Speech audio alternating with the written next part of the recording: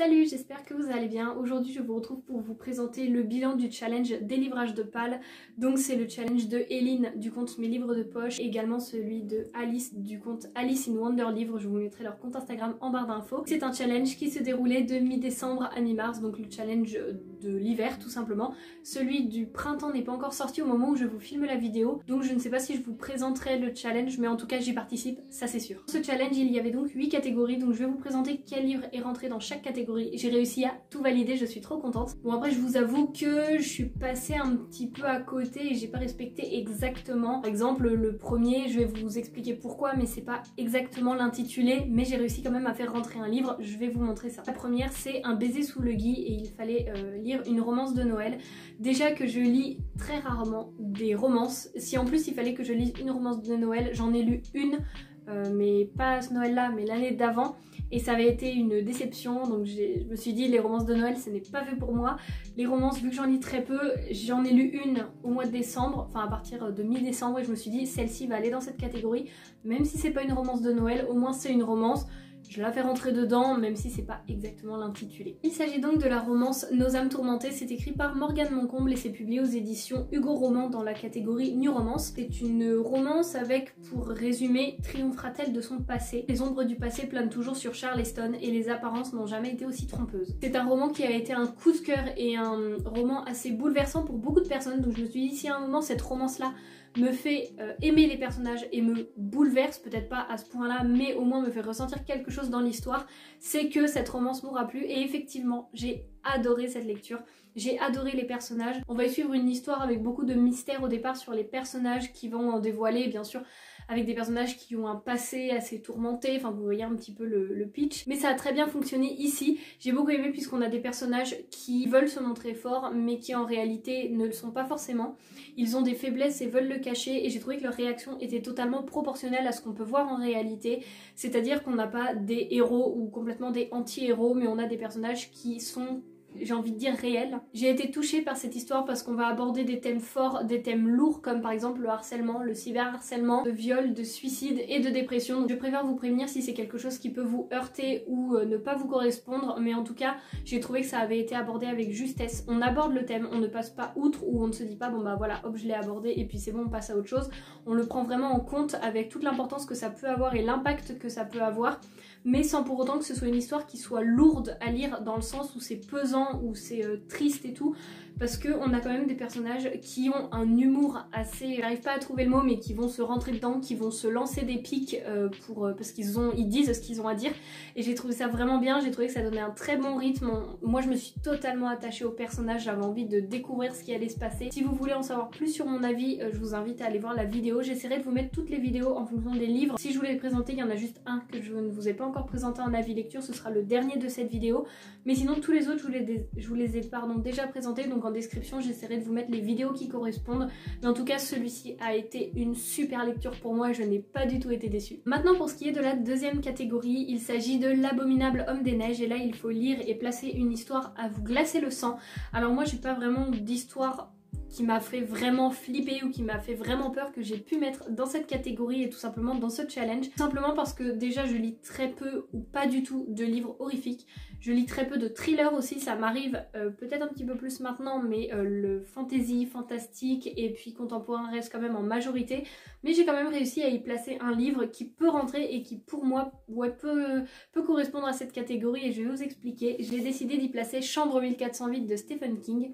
Ici c'est publié aux éditions Albin Michel, dans leur nouvelle collection où ils sortent tous les livres. Et pour ce qui est du résumé, on nous dit: dans une maison abandonnée ou dans le donjon d'un vieux château, votre incrédulité peut vous servir de protection.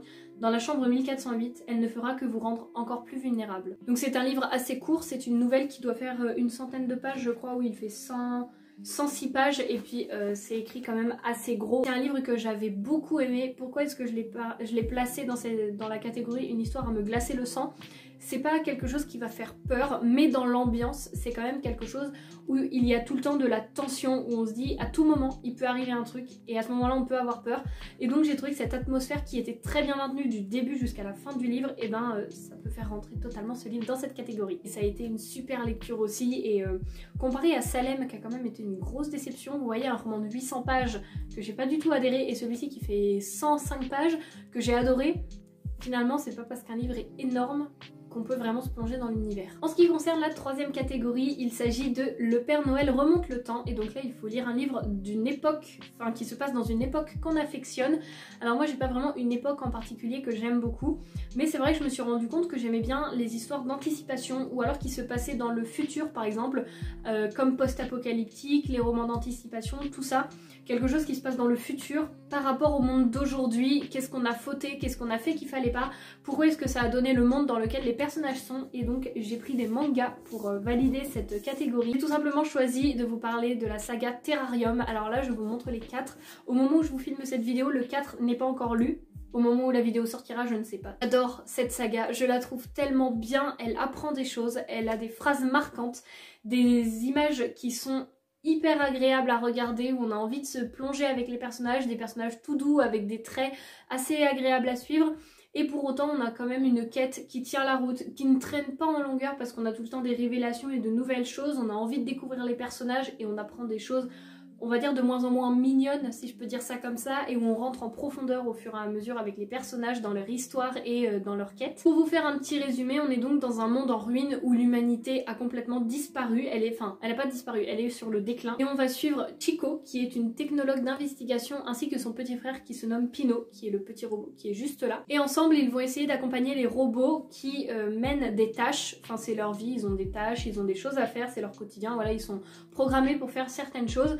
Et ils accompagnent les robots à faire leur dernière tâche encore une fois avant de disparaître, avant que les petits robots ne disparaissent, pas les personnages principaux. Mais il est écrit mais à quoi bon quand la fin approche d'heure en heure, et donc c'est un récit d'aventure science-fiction. Et j'ai beaucoup aimé déjà la phrase qui était écrite, c'était combien de centaines d'années faudra-t-il encore aux humains pour devenir meilleurs. En tout cas je trouve que autant les dos des livres que les couvertures, je vous les montre, mais je les trouve super. À chaque fois on est sur des teintes complètement différentes, mais je les trouve vraiment super jolies. Et sinon voilà, on est donc là, vous pouvez voir, avec des petits robots, le personnage principal, et moi c'est des dessins que j'aime beaucoup, que je trouve très agréables et très mignons, et pour autant voilà, on est à fond dans l'histoire, et j'ai très envie de découvrir le tome 4. Maintenant pour la quatrième catégorie, il s'agit de Orgueil et Tasse de thé, et donc je pense que ça se devine un petit peu dans le titre de la catégorie, mais il faut que je vous présente un classique. Sachant que je n'ai pas lu de classique, mais qu'il y en a quand même un qui peut rentrer dans les classiques, je vais vous en parler parce que là je tourne un peu autour du pot. C'est un témoignage qui est quand même assez connu dans l'ensemble, et je vais tout simplement vous parler du livre Le Cri de la Mouette. C'est écrit par Emmanuel Laborie.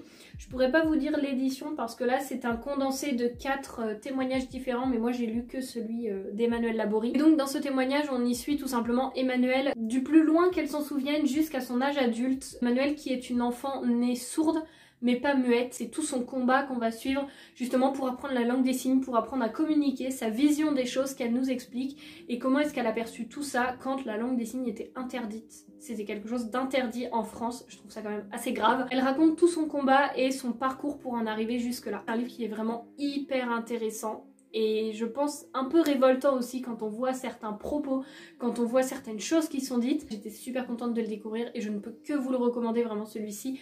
Lisez-le, il est très intéressant. Maintenant pour la cinquième catégorie, c'était Lorsque l'imaginaire frappe à votre porte, et il fallait tout simplement y placer un livre avec un univers magique, un univers fantastique, fantasy, enfin vous voyez, un univers inventé. J'ai décidé de vous parler d'une réécriture de conte. C'est la dernière réécriture de conte que j'ai lue pour le moment, et c'est ma dernière lecture que j'ai lue de l'année 2021. Il s'agit du livre Les Dragons de l'Impératrice. C'est écrit par Alice Sola et c'est publié aux éditions Magic Mirror, et c'est tout simplement la réécriture de Mulan et du conte La Princesse de Turando. J'avais beaucoup aimé puisque on voit que c'est pas un copier-coller et qu'il y a toute une histoire qui est créée autour. En plus j'ai trouvé que c'était super parce que là ce n'était pas la réécriture de un seul conte de celui de Mulan, mais également de celui de la Princesse de Turando, donc il y avait 2 contes de mêlée, tout ça pour former qu'une histoire. Moi franchement je dis que chapeau à l'autrice, parce que déjà faire la réécriture d'un conte c'est très dur, je trouve, enfin je pense, de s'en détacher pour inventer une autre histoire différente de celle que tout le monde connaît, mais en plus prendre 2 les faire coïncider, faire que les personnages peuvent se rencontrer et qu'il n'y ait pas complètement un décalage entre les deux univers et que ça ne colle pas du tout, et ensuite réussir à monter une histoire qui colle bien. Moi je trouve que c'est super, c'est une super idée et ça l'a totalement fait pour ce livre. En tout cas j'espère que vous voulez le lire. Si vous aimez les réécritures de contes, vraiment lisez-le. Maintenant pour ce qui est de la 6e catégorie, il s'agit de Quand vos rêves deviennent réalité. Donc là c'est lire un livre d'un auteur qu'on a rencontré ou d'un auteur qu'on aime. Alors je n'ai encore jamais rencontré d'auteur. J'espère que ça va venir, que je vais en rencontrer parce que sinon je vais être très triste.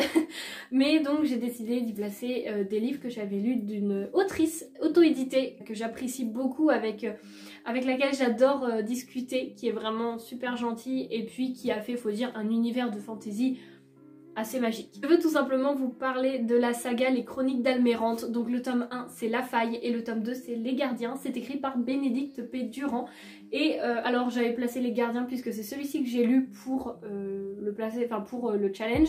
Mais je vous présente aussi celui-ci puisque c'est une duologie et donc la saga est terminée. Dans cette histoire on se situe en Almérante où la magie est réservée à une élite, celle des elfes. Il n'y a que eux qui peuvent la contrôler, s'en servir, la manipuler et l'avoir en eux. C'est quelque chose qui a toujours été comme ça. Sauf que Elowen, qui est le personnage principal qu'on va suivre dans cette histoire, qui est une elfe, elle s'apprête à passer le rituel qui est l'ultime cérémonie qui symbolise son union définitive avec la guilde des mages. Sa voie est tracée, elle sait ce qu'elle va faire de son futur. Au moment où elle va passer son rituel, une créature arrive dans le village, une créature saturée d'énergie. Personne ne sait quelle est cette créature, d'où est-ce qu'elle provient, quel est son but, Ils ne savent rien. Et Elowen décide bien évidemment de partir à sa poursuite. Bah oui, comme si tout le monde ne l'attendait pas au village. En 2 tomes, faut dire que l'univers est riche, l'univers est complet. J'ai adoré cette saga. J'ai dit dans mon avis que en fait dans les deux le rythme est complètement différent puisque là on est vraiment dans on découvre, on a des révélations, on apprend sur l'histoire, on a quand même un rythme assez rapide mais sans que ça passe trop vite, sans que ce soit trop rapide, je veux dire sans que ça nous perde. Et ici on est vraiment sur d'autres personnages qui sont à la recherche d'un personnage. Je peux pas vous dire qui est-ce qui recherche et qui est-ce qui est recherché parce que là ça spoilerait tout. On est vraiment sur un rythme très différent dans ces deux univers, enfin dans ces 2 livres plutôt parce que c'est le même univers. Moi c'est un univers que j'ai trouvé hyper riche et jusqu'à la fin on ne peut pas deviner ce qui arrive au personnage, encore une fois. Si jamais vous voulez la découvrir, sachez que c'est un univers de fantasy qu'il faut découvrir. Maintenant pour ce qui est de la 7e et avant-dernière catégorie, c'est une image vaut 1000 mots. Déjà je trouve que cette phrase est super belle. Et il s'agit tout simplement d'un livre qu'il faut placer avec des illustrations, donc je me suis pas embêtée, j'ai pris des mangas. Il s'agit de Lonely World, c'est écrit par Iwatobi Neko et c'est publié aux éditions Clown. On se situe dans un monde où les golems ont leurs tâches, ce sont des golems un petit peu qui vivent. Certains sont autonomes et d'autres ont des missions qu'ils répètent. Par exemple un vendeur de magasin, il va juste faire ça, il va rien faire d'autre. Et les humains ont disparu depuis plus de 400 ans, je crois, je ne sais plus. Je crois que c'est pas écrit dans le résumé, mais les humains ont disparu depuis bien longtemps. Et un jour, Chi, une petite fille, donc humaine, se réveille et elle ne sait plus rien. Qu'est-ce qu'elle faisait avant de se réveiller, où est-ce qu'elle était, qui était avec elle, elle ne se souvient de rien. Il y a un golem qui vient un petit peu à sa rescousse, qui la prend sous son aile et qui l'emmène chez elle, enfin chez lui plutôt, pour s'en occuper et pour essayer de la connaître ou voilà, tout simplement pour la mettre en sécurité. Une histoire que j'ai trouvée toute douce, toute réconfortante, toute mignonne, mais en même temps avec énormément de révélations et des choses où on se dit « Ah ouais !» Ok, ce tome 1 et ce tome 2 ça avait vraiment été des super lectures, vraiment dès le tome 1 j'ai adoré et il n'y a pas beaucoup de mangas où dès le tome 1 j'aime à ce point. Je pourrais les relire sans problème parce que ça a été des super lectures. Et maintenant pour terminer avec la 8e et dernière catégorie, c'est Qui a tué Petit Biscuit. Et là il faut parler d'une enquête de Noël. Alors ce n'est ni une enquête ni une enquête de Noël, mais je l'ai quand même placée. Pourquoi? Parce que les personnages ont une quête. Donc je dis enquête, quête, parce que vu que je ne lis pas de policier, je ne lis pas de thriller, je n'ai rien à placer dans cette catégorie, je me suis dit l'enquête, bon Noël, j'ai aucun livre de Noël de toute façon. Il s'agit du tome 1 de la saga 5 Terres, donc je crois que c'est une duologie. Et ici c'est La Source des Siècles, c'est écrit par L.F. Courteveille. Alors par contre je viens de me demander, vu que c'est écrit 5 Terres 1, est-ce que la saga c'est pas plutôt La Source des Siècles et que 5 Terres c'est le tome 1? Je ne sais plus, ça reste à vérifier. En tout cas le tome 2 est déjà sorti et ici on se situe encore dans un récit qui se passe très longtemps après que les humains aient disparu. On se situe longtemps après l'extinction des humains et on va suivre les Quentil qui mènent une existence des plus paisibles en leur vallée sanctuaire du Brise-Londe. Tout va bien, il n'y a plus de violence, il n'y a plus de jalousie entre eux, la magie est présente, la puissance est présente, enfin vraiment ils vivent un peu une vie de rêve. Mais autour de ce paradis, il y a les ronfles des personnages, un peu des monstres on peut dire. En tout cas on va apprendre un petit peu plus à leur sujet au fur et à mesure de l'histoire, mais voilà comment ils sont décrits. J'ai bien aimé, mais il y a eu des mais. C'est-à-dire que l'histoire était vraiment bien construite, on a des personnages qui sont créés, leur quête, tout ce qu'on peut apprendre, pour ce qui est des mais, si je peux dire ça comme ça. Le premier c'est que, alors je ne sais pas pourquoi, mais parfois j'étais à fond dans la lecture, mais vraiment à fond, j'avançais vite et tout, et parfois je décrochais complètement. Alors est-ce que c'est l'histoire? Est-ce que c'est moi au moment où je l'ai lu? Je ne sais pas du tout. Et je pense aussi que ça a un rapport avec la deuxième petite exception qui m'a un petit peu embêtée dans la lecture, et ça pour le coup... je l'ai vu plusieurs fois, c'est que les chapitres sont extrêmement longs. Les chapitres font 30 pages, c'est beaucoup trop. Et c'est ça, je pense, qui a fait que parfois je décrochais complètement parce que même si c'est intéressant, même si on apprend plein de choses, on encaisse tellement d'informations qu'à un moment, il y a besoin de stopper et de recommencer avec un autre chapitre. Ça permet de faire une pause et de recommencer. Enfin, je sais pas trop si vous voyez ce que je veux dire, mais ça rajoute vraiment un rythme et un dynamisme que là, j'ai trouvé que ça manquait. Il n'y avait pas de longueur, mais que ça rajoutait vraiment un rythme beaucoup plus lent et peut-être plus lent à suivre, et c'est peut-être pour ça que parfois j'ai décroché. Mais en tout cas, pour un premier tome, j'ai trouvé que c'était quand même très bien. Et que ça nous introduisait quand même pas mal dans l'histoire. Voilà pour tous les livres dont je vous ai parlé. En tout cas, j'espère que cette vidéo vous aura plu, que peut-être ça vous donnera envie de découvrir le prochain challenge qu'Eline nous présentera. Je ne sais pas si elle va le faire avec une autre personne ou toute seule. N'hésitez pas à me dire si vous y avez participé, si vous aimez participer au challenge, que ce soit celui-ci ou d'autres. Donc voilà pour ce qui est de cette vidéo. J'espère qu'elle vous aura plu, que peut-être je vous aurais fait découvrir des livres, mais normalement non, parce que je vous ai tous parlé de ces livres en avis lecture, à part du dernier qui va bientôt arriver comme je vous l'ai dit. En tout cas, j'espère que vous aurez passé un bon moment, et puis je vous souhaite de bonnes lectures, et puis moi je vous retrouve la semaine prochaine. Je vous fais plein de bisous d'ici là. Salut!